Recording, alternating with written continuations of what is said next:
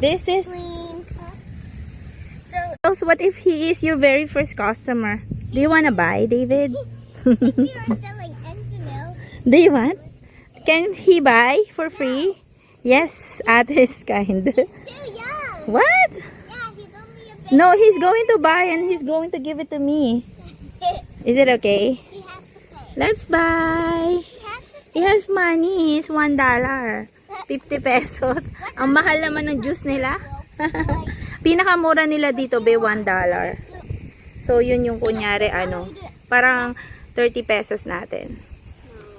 Kitties. He asked me what color. Ang cute. I like your table. Or